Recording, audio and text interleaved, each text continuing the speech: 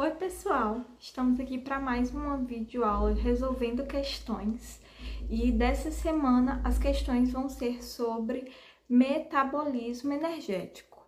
Então vem comigo acompanhar a resolução das questões. A primeira questão que nós vamos estar resolvendo hoje é do Enem de 2018. Anabolismo e catabolismo são processos celulares antagônicos que são controlados principalmente pela ação hormonal. Por exemplo, no fígado, a insulina atua como hormônio com ação anabólica, enquanto o glucagon tem ação catabólica e ambos são secretados em resposta ao nível de glicose sanguínea. Em caso de um indivíduo com hipoglicemia, o hormônio citado que atua no catabolismo induzirá o organismo a gente sabe que os dois hormônios eles são produzidos no pâncreas, tanto a insulina quanto o glucagon. A insulina ela vai pegar a glicose do sangue e levar para o fígado e armazenar ela em forma de glicogênio, ou seja, vai juntar várias moléculas de glicose. Já o glucagon ele faz o contrário, ele pega essa reserva que é o glicogênio e ele vai quebrar, ele vai fazer a catabolização fornecendo para o corpo glicose. Então, olhando essas opções que nós temos, nós vamos ter a letra E como resposta certa, já que é estimular a utilização do glicogênio, já que essa pessoa está hipoglicêmica, então ela está precisando de glicose, ele vai utilizar dessa reserva para fazer a quebra e fornecer glicose para o corpo. A segunda questão agora já é do Enem de 2021. Organismos autótrofos e heterótrofos realizam processos complementares que associam os ciclos do carbono e do oxigênio. O carbono fixado pela energia luminosa ou a partir de compostos inorgânicos é eventualmente degradado pelos organismos, resultando em fontes de carbono, como metano ou gás carbônico. Ainda, outros compostos orgânicos são catabolizados por esses seres, com menor rendimento energético, produzindo compostos secundários ou subprodutos que podem funcionar como combustíveis ambientais. O processo metabólico associado à expressão combustíveis ambientais ele quer saber qual é o processo com menor rendimento energético e que produza esses combustíveis ambientais. Então, existem diversos processos, mas com os dados que a questão ela dá e com o conhecimento prévio adquirido nas aulas, já se pode pensar em descartar algumas opções, por exemplo, a fotossíntese e a quimiossíntese, já que elas são processos que não envolvem a produção de compostos que poderiam ser utilizados para formar combustíveis aí. A fosforilação oxidativa, ela é um processo que ocorre dentro da respiração aeróbica e esse processo é um processo que gasta um alto nível de ATP, um alto nível de energia.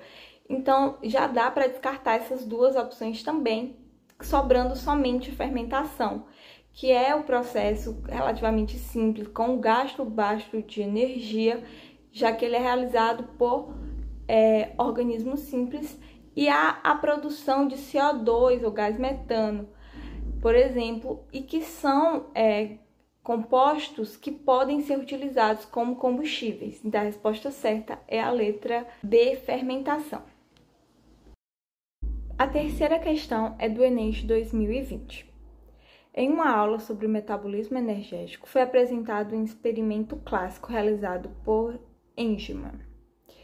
Um recipiente contendo bactérias aeróbicas e uma alga verde filamentosa foi submetido à iluminação de uma fonte de luz, representada pelo microespectro. Após a explicação, um aluno esquematizou na lousa o resultado referido ao experimento, que é o que mostra na imagem. Considerando a figura, a faixa do microespectro, que a alga possui maior taxa de realização fotossintética é a do. Bom, na fotossíntese, vai haver a produção de oxigênio. Então, a região onde tiver maior taxa fotossintética indica que vai haver mais oxigênio. Logo, se a gente observar, vai haver mais bactérias também ali naquela região, mais bactérias aeróbicas, que necessitam de oxigênio. Então, onde houver a maior concentração dessas bactérias, é onde está havendo a maior produção de oxigênio, maior taxa fotossintética. E observando ali o microespectro, onde vai haver essa maior taxa, maior concentração de bactérias seria na faixa vermelha, ou seja, letra E. A nossa quarta questão de hoje, ela é do Enem de 2019. O dinetrifenol é conhecido como um desacoplador da cadeia de elétrons na mitocôndria e apresenta um efeito emagrecedor. Contudo, por ser perigoso e pela ocorrência de casos letais, seu uso como medicamento ele é proibido em diversos países, inclusive no Brasil. Na mitocôndria, essa substância ela captura no espaço intermembranas prótons H+, provenientes da atividade das proteínas da cadeia respiratória, retornando-os à matriz mitocondrial. Então, eles capturam e fazem com que ele volte de volta para a matriz mitocondrial, dentro da mitocôndria, para que ele atue no processo de produção de ATP.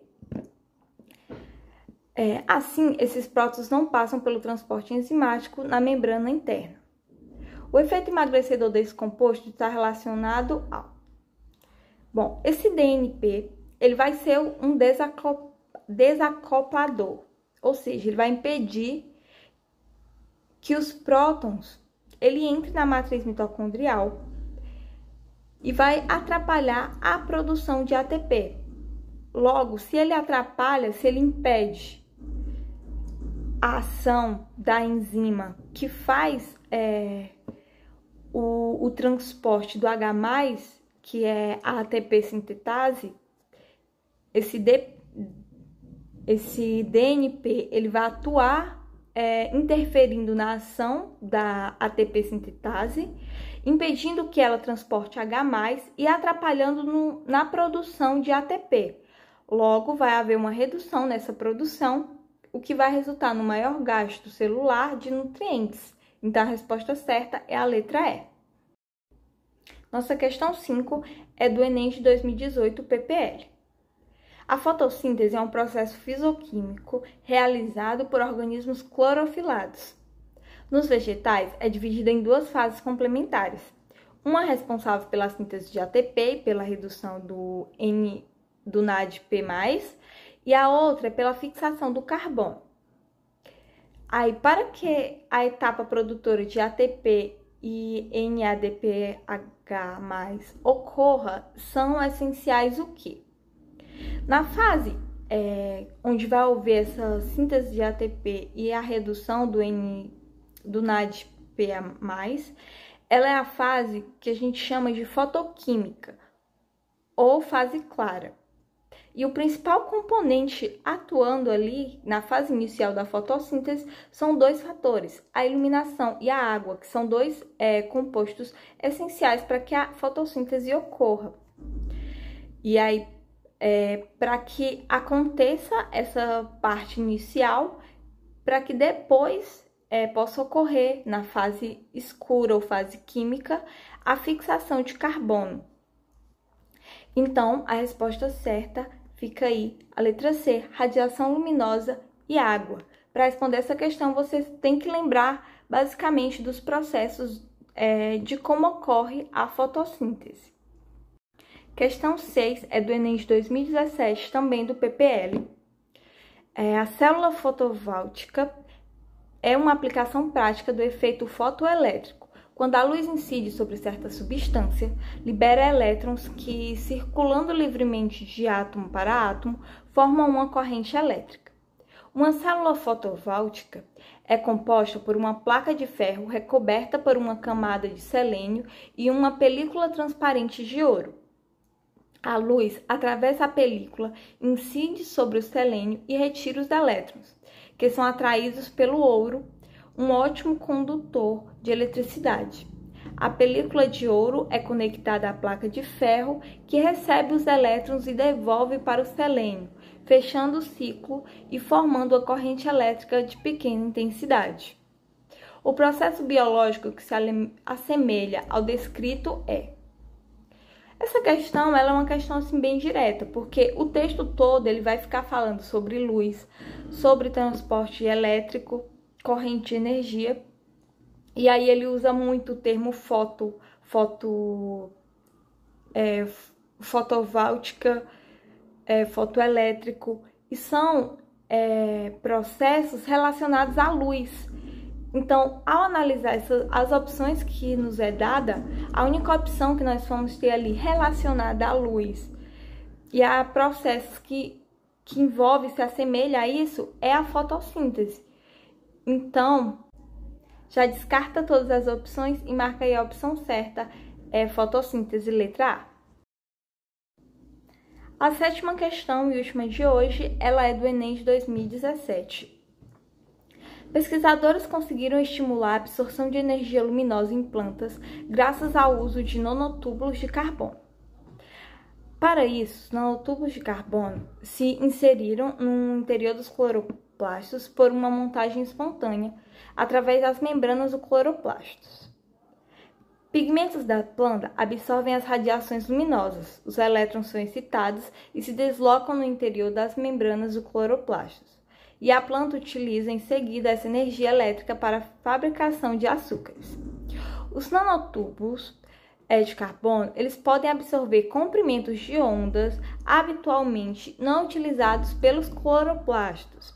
E os pesquisadores tiveram a ideia de utilizá-los como antenas, estimulando a conservação de energia solar pelos cloroplastos, com o aumento de transporte de elétrons.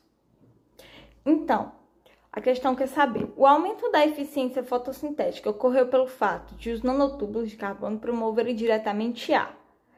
Essa questão, o texto dá a resposta claramente, quando ele fala que os nanotúbulos, eles absorvem raios luminosos.